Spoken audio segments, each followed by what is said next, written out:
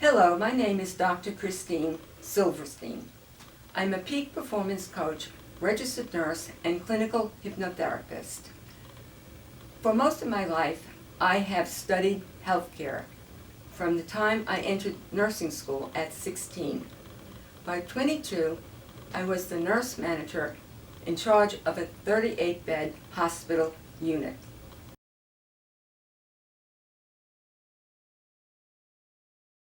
Education has always been of utmost importance to me so that I could give the best care to the clients I work with as a professional. I have earned a Bachelor of Science in Nursing degree, BSN, a Master's in Public Administration, MPA, and a Doctorate of Education, EDD, from Teachers College, Columbia University. In addition, I have studied hypnotism for over 20 years and continue to take workshops sponsored by the American Society of Clinical Hypnosis, of which I am a member.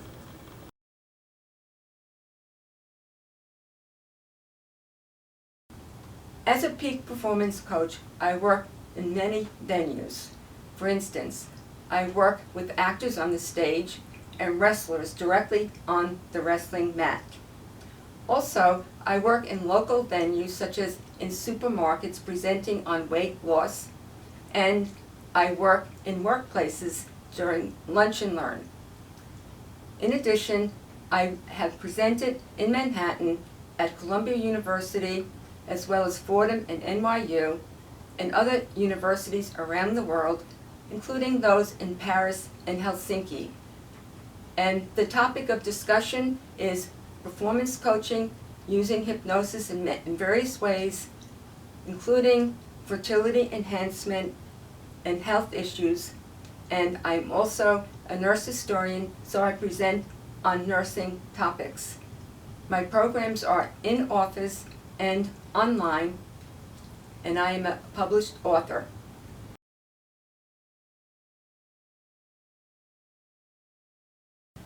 Since I am a nurse educator specializing in behavioral health and not a nurse practitioner, I do not diagnose or prescribe drugs. My programs are drug-free. My prescriptions are words and suggestions, not pills. So I suggest to you that you listen intently to this complimentary presentation on how you can reach your peak performance through fertility enhancement coaching.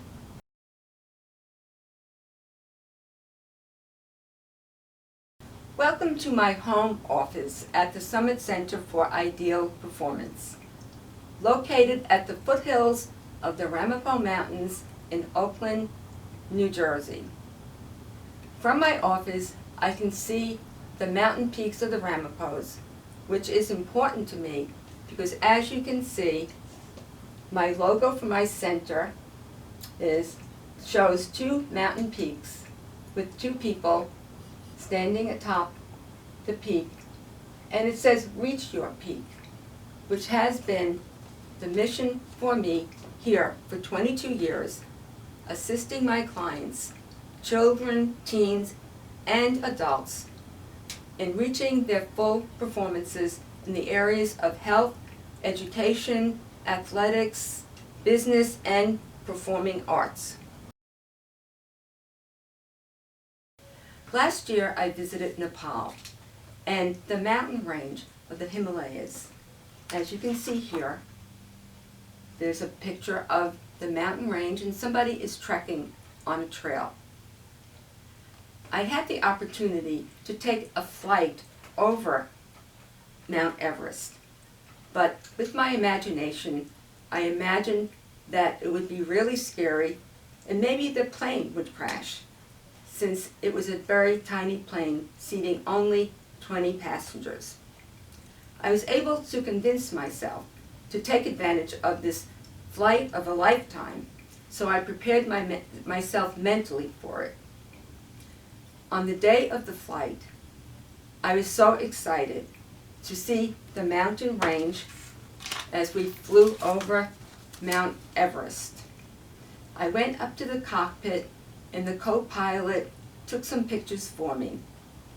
And it was very exciting for me as a performance coach to reach my peak. And I didn't have to climb up the mountain or trek for several weeks to get up there and subject myself to frostbite or altitude sickness. I took the luxury flight and saw Mount Everest. And I bought this shirt on the flight, and it says, "I did not climb Mount Everest, but I touched it with my heart."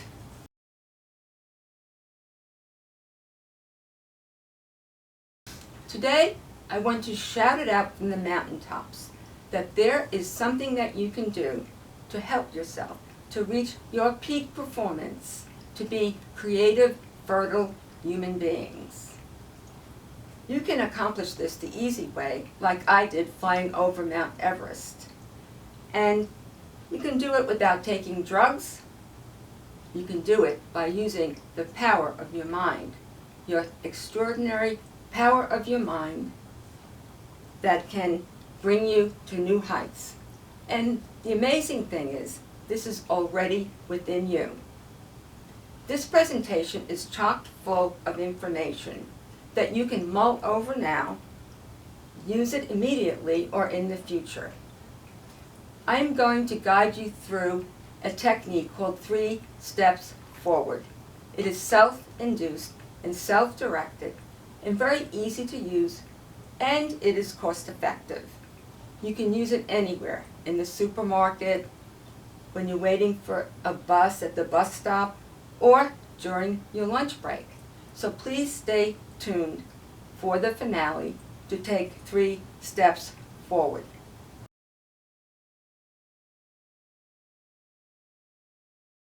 As a peak performance coach, my work takes me to many areas of endeavor. For instance, through the use of imagination, I take my clients into the operating room, onto the wrestling mat, into the boardroom and classroom, and onto the athletic field by teaching them tools and techniques that they can use to get in the zone, such as self-hypnosis, cognitive behavioral therapy, and mindfulness training. Many of my clients are children, teens, and young adults, and I give them these tools so that they can navigate life situations and feel healthy, happy, and confident in their lives. So today, I'm going to tell you the story of a young soccer player I work with and how I helped her to heal and grow from childhood to adulthood. This presentation I gave at the Milton H. Erickson Brief Therapy Conference in Orlando, Florida in 2010.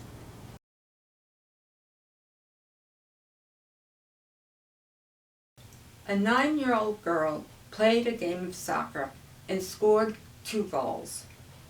During the game, she experienced severe abdominal pain and was rushed to the emergency room and had an appendectomy.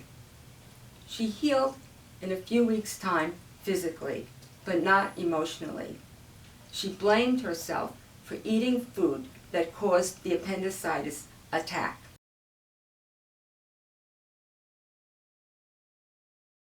A nasogastric tube extending from her nose into her stomach was inserted because she refused to eat or drink sufficiently. She was able to overcome this simply because she wanted to go to school, and this ability to go to school was hindered by this attack.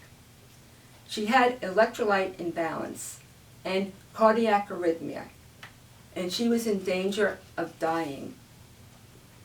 Now, clinging to her mother in the entryway to my office, she had dark circles around her sunken eyes. The doctors washed their hands of her, stating that it was all in her mind because there was no physical cause. The doctors suggested that she be sent to an anorexia facility 3 hours from her home, and there was no schooling there for her age group. So she was very anxious, and so was her mother, to help her to move forward into health.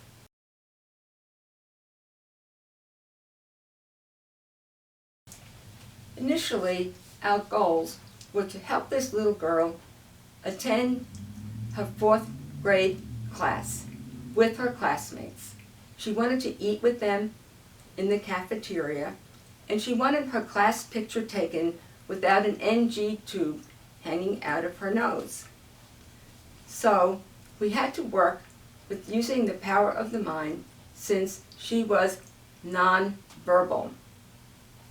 And so I devised a technique with hypnosis called parts therapy, in which I used a little puppet that I'm going to speak about, a hand puppet. My voice took the place of the birds chirping in the background. I took advantage of the fact that there is a second brain in the intestines as well as the one in the head. So I'm going to show you how I use this little hand puppet. Here is the hand puppet that I used. As you can see, there are 3 birds in a nest. This is Felicia First-Brainer. She represents the conscious mind. Over here is Samantha Second-Brainer. She represents the subconscious mind. Nellie No-Brainer is in the center, and she represents the soccer referee. So this is how the conversation went. Nellie says, "You can't eat that food. It'll make you sick again. It'll make you vomit. Watch out. You're going to vomit." Samantha Second-Brainer chimes in, "Please, feed me. Feed me. I'm so thirsty and hungry. Give me something to drink." And Nellie No-Brainer says, "You can eat this good food. It's safe to eat this food. It's a no-brainer to eat good food."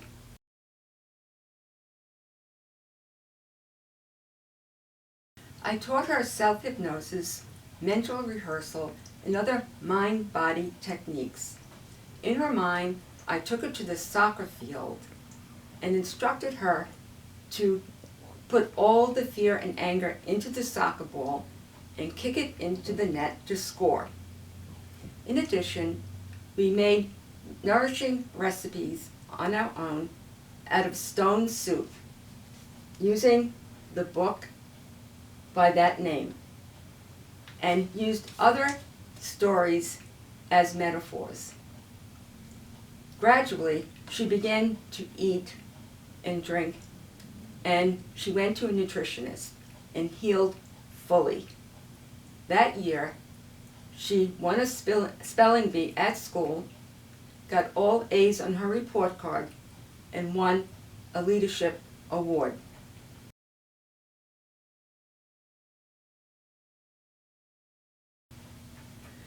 Last June, my client graduated from high school at the age of 18.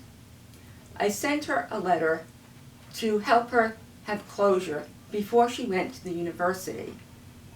She responded by saying that she remembered everything we had done together, and she was very grateful that I participated in her journey to help her to heal when no one else would or could.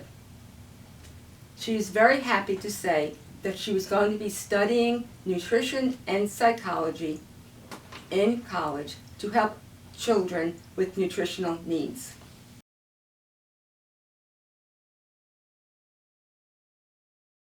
I selected this case study over other examples because it shows us faith, hope, and resilience. It shows us also ways that we can access the subconscious mind by using its full power. for all information is stored in the subconscious mind, like how to play soccer, how to heal yourself, and how to be creative, fertile human beings. This example demonstrates to us how we blame ourselves for our fears and turn them inward that prevents us from moving forward. How many of us play the shame, blame game in our lives? Cloak it in a robe and disguise it without ever speaking about it.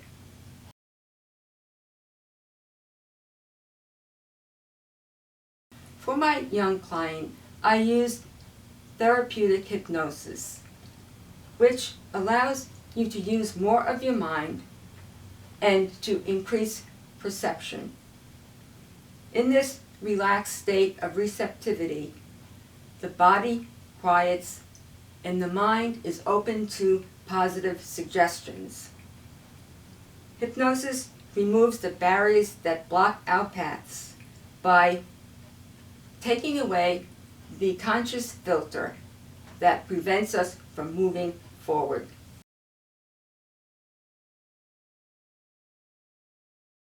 Dr. Joseph Murphy, in his book, The Power of the Subconscious Mind, talked about these two minds.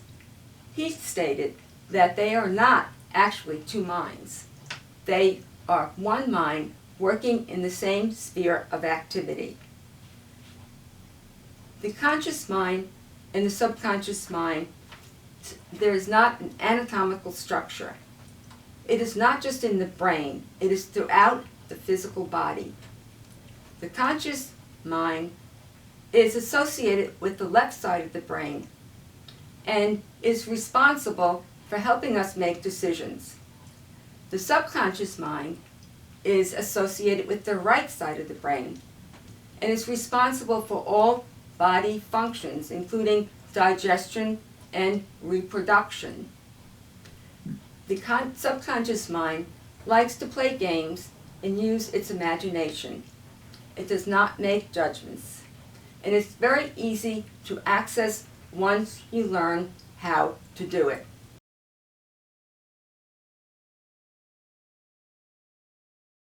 We do not speak to the subconscious mind through languages such as English, Spanish, Japanese, Chinese, or any other language.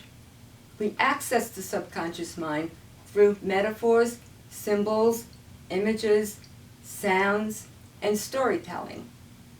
As a clinical hypnotherapist, I teach my clients how to access the subconscious mind to talk to their organs on a subconscious level. Organs such as the uterus, ovaries, stomachs, intestines, and any other organ, like I did with my young client. Now, I'll give you some examples of how you speak to the subconscious mind. I used the book Stone Soup with the Little Girl to help her to eat. I've used this image here of a cracked open egg with a client who made great eggs for her husband in the morning. She had fertility issues and was told that she could never conceive a child. So we used images to help her to create an environment in her ovaries to create viable eggs during egg retrieval, and during the embryo transfer, she was able to conceive a child. Other images is the metaphor here for the butterfly and pink Himalayan salt, and also the nest that I used, the little birdies. And here is my Himalayan Nepalese healing bowl. And the subconscious mind is also accessed through sound.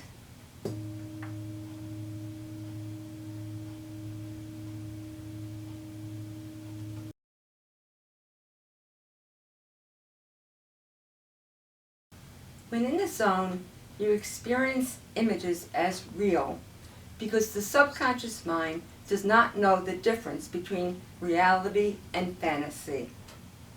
It's like when you daydream or watch a scary movie. An example of this phenomenon would be an alpine skier who practices her run down the slope while sitting in her bed at night.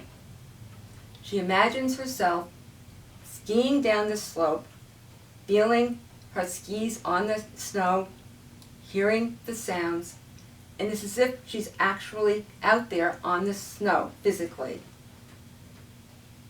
It makes the brain tracks when you perform, and it's complete with muscle memory so that you can actually navigate through the gates.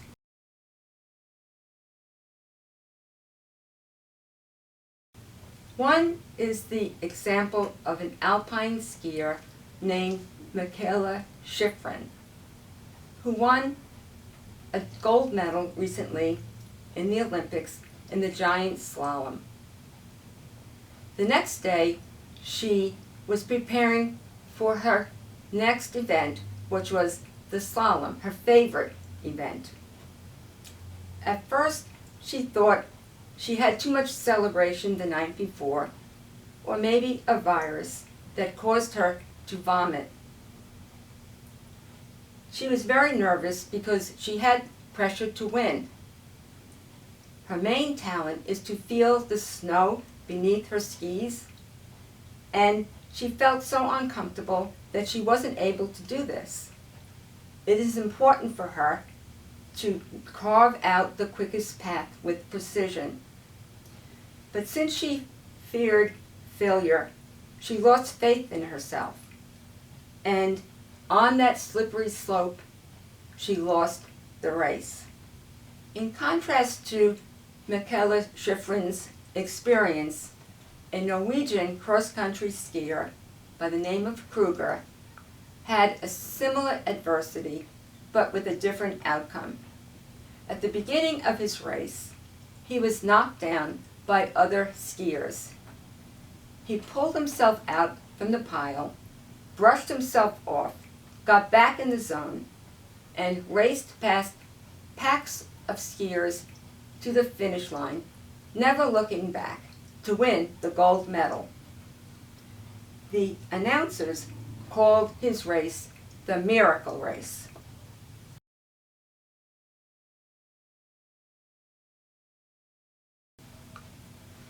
In the past, I had an alpine skiing loss of a different nature. It was February, and I had a planned mini vacation to go skiing in Vermont. And I was very excited about this vacation. But I had some hesitancy because I had missed 2 menstrual cycles and believed I was pregnant. So on the day of the run down the slope in Vermont, the conditions were very icy because it had been warm and then it froze overnight. As I started my run, I fell on the ice and my whole body was jolted. With this, I was afraid to stand up, and so I slid down on my bottom to the base of the ice.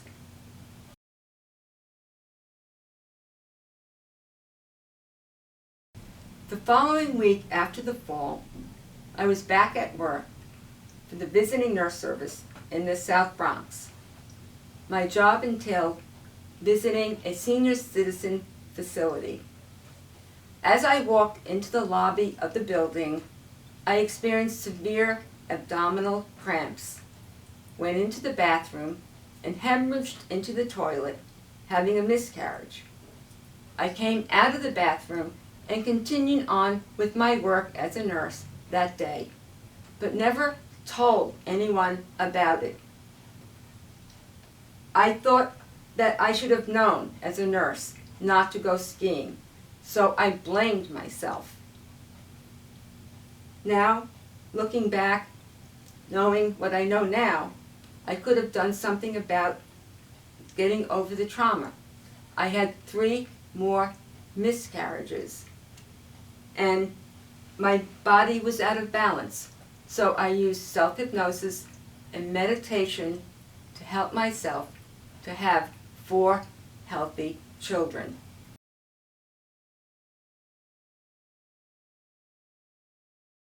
Around the world, 1 in 6 women experience infertility. For 1/3 of these women, no explanation is given because no physical cause is found. Many women are told that it's all in their minds and that they are crazy. They feel blamed for their infertility and are scolded to just relax and the stalk will arrive. But they have no mindfulness training like what I teach my clients, so they are stressed out and falter again and again. Many are told they have premature ovarian failure. Suffering from a social stigma, they never talk about it. They live in societies as if they have a scarlet eye for infertility emblazoned on their chests, while they attend family Christmas parties or walk through a busy mall.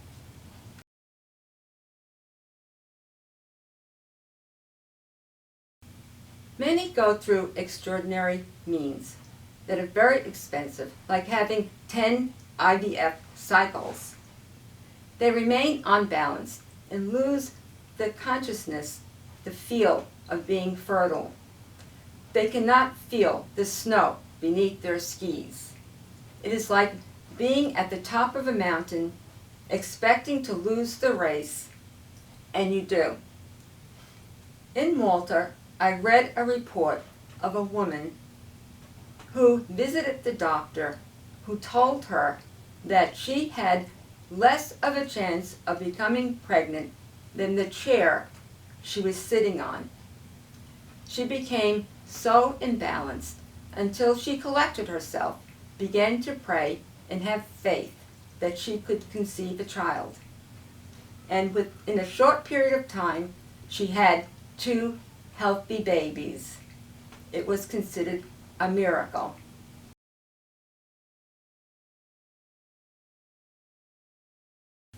This is my program, Metamorphosis, Fertility Enhancement Coaching. On the left side of the chart, you see the words, the Fertile Body Method. And I will explain what this method is about in a moment. On the right side of the chart, you see the words performance model. And as a performance coach, I teach my clients hands-on skills such as hypnotic relaxation, self-hypnosis, mental rehearsal, positive self-talk, and mental recall.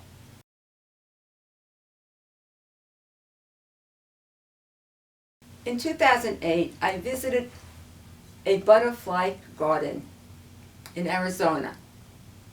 Behind a glass encasement, I saw butterflies in various stages of development, from eggs to larva to pupa to adult.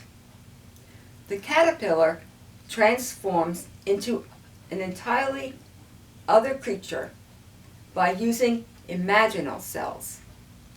During their evolution, they liberate themselves from the limitations so they can fly free. In the same manner, I envision my clients going through the 6 stages of development in the fertile body method, using their imaginal cells, as they become fertile butterflies released from the cocoons that bind them.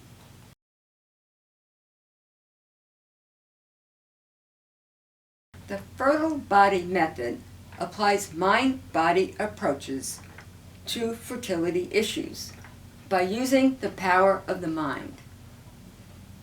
I use self-hypnosis to teach my clients how to get in the zone, cognitive behavioral therapy to help change the negative beliefs into positive ones, and also mindfulness.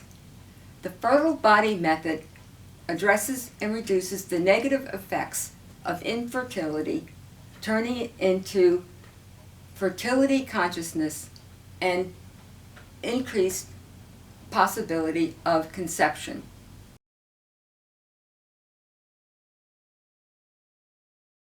The fertile body method is composed of 6 stages, as you can see here. The first one is outcome.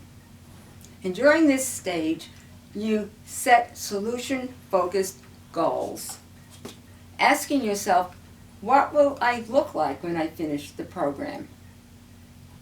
How will others perceive me? What will I feel like? How will I know I accomplished my goal?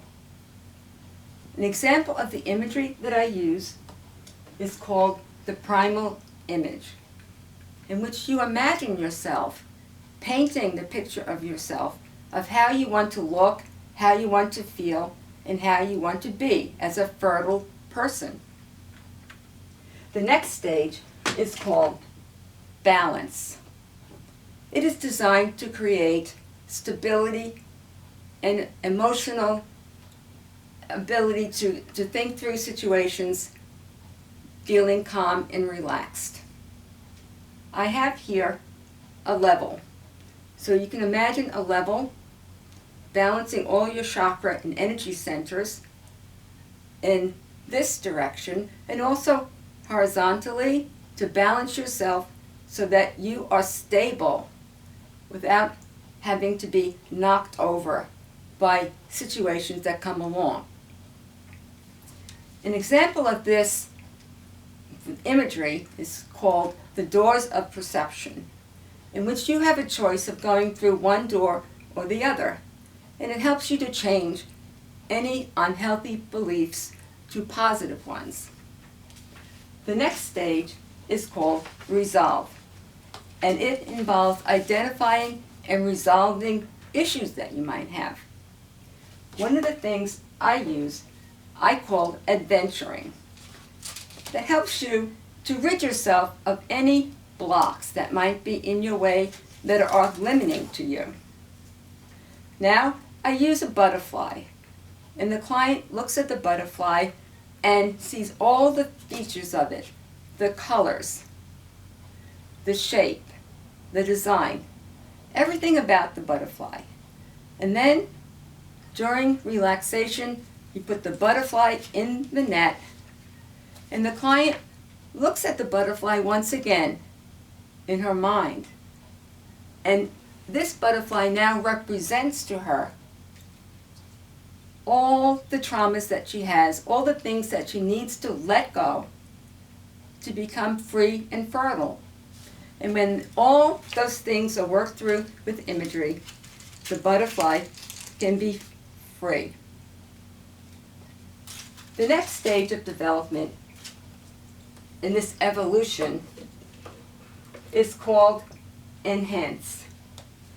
Now, in this stage, we use the conscious and subconscious mind to restore hormonal balance and reduce stress.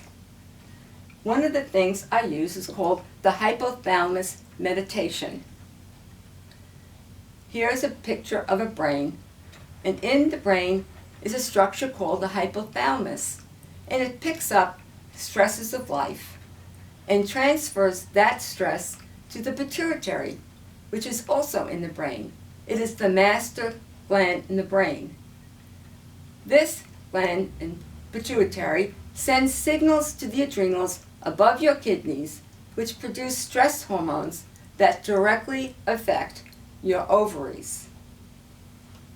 In the next stage, it's called prepare. This involves using your imagination for implantation. During this stage, I use several things. The first thing is that you can imagine that you are now ready to conceive. There's the sperm and the egg, and they're connecting and going down the fallopian tubes into the uterus to what I call nest. And here is a picture of the nest, which is inside your uterus, and there are eggs inside the nest. Another thing that I use is in this little egg carton, and we have in here some acorns from my garden. And as you can see, as the acorn falls on the ground, it roots into the earth. And you can imagine that this acorn is your little embryo rooting in your uterus. The next stage is called support. And this is to maintain positive changes over the course of time. So here I use what's called the bird cage release. And it helps ease fears and emotions associated with blocks to your success.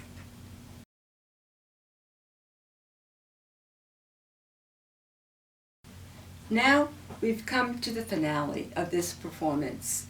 I'm going to show you a very easy to learn, cost-effective technique called 3 steps forward. And it will help you reach your goals. You can use it anywhere, in the supermarket, waiting for a bus, or maybe during your lunch break. Please avoid using this exercise if you are driving, operating machinery, or doing anything that requires your full attention. First, we're going to just practice a little deep breathing. So I'd like you to imagine that as you breathe in, you're breathing in relaxation. As you breathe out, you're breathing out all tension, all fear. And as you inhale through your nose, you imagine that you're breathing into your lungs and expanding your chest and your abdomen like a big balloon. So let's just practice this for one breath. So you're breathing in relaxation through your nose and breathing out, expanding your chest and abdomen like a big balloon, breathing all the way out through your mouth and saying that word to yourself, easy, as you exhale. So now that we have practiced that breathing, deep breathing exercise, I'm going to also, during the use of this imagery, I'm going to use our imaginations. Remember, the subconscious mind likes to play with imagination. So I'm going to ask you to close your eyes, but if you wish, you can keep them open. So now, you can sit comfortably in a chair if you're at home, put your feet flat on the floor, or as I said, you can do this in the supermarket. So now, let's take the deep breath, just breathe in into the lungs, expanding the chest and abdomen like a big balloon, and exhaling all the way out, and saying that word easy to yourself as you exhale. And now, you can close your eyes if you wish. Become aware of an image that's connected with your fear. Notice any thoughts or sensations associated with that image. Now, you just push that image to the left and imagine it being washed away. And when it has been washed away, just take that deep breath, breathing into your lungs once again and breathing all the way out, saying easy to yourself. Now, you can imagine yourself in a beautiful green garden, and it's filled with butterflies.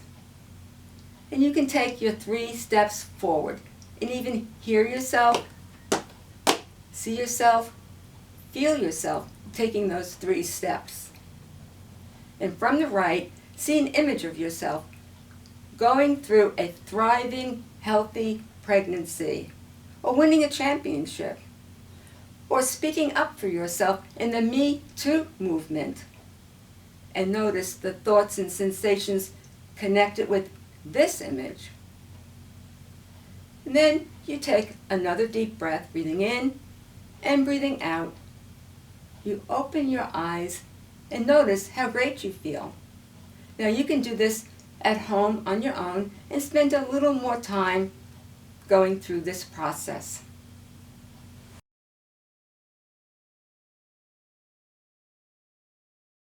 Now that we've taken 3 steps forward, I'm going to ask you to take 4 more steps, since we're getting so good at it.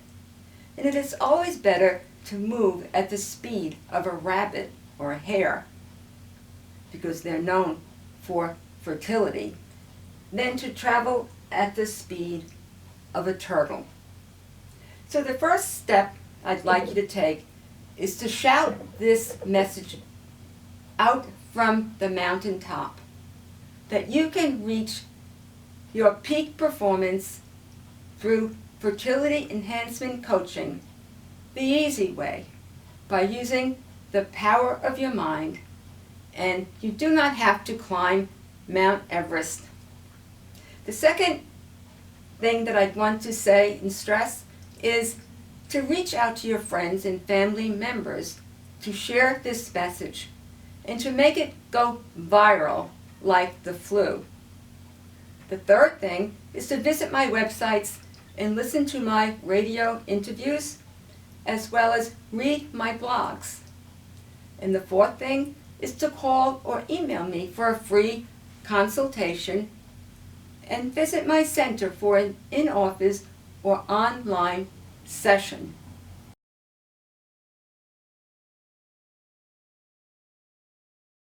My inspirational message for the day is the parable of the mustard seed, because it is a message of faith, hope, and resilience. And I'd like to remind you of the miracle run of the cross-country skier, and also the miracle that occurred with the lady from Malta that I told you about. So this is the passage. If you had faith as small as a mustard seed, you could say to this mountain, "Move from here to there," and it will move.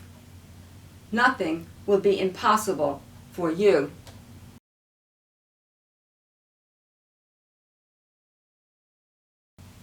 I am gifting you with these mustard seeds. Take them from my hand and move mountains in your life to become wealthy, healthy, creative, and fertile in body, mind, and spirit. I hope you have enjoyed this presentation today at the Summit Center for Ideal Performance, for I have enjoyed presenting it to you. I am Dr. Christine Silverstein. I bid you farewell until the next time. Thank you for your attention.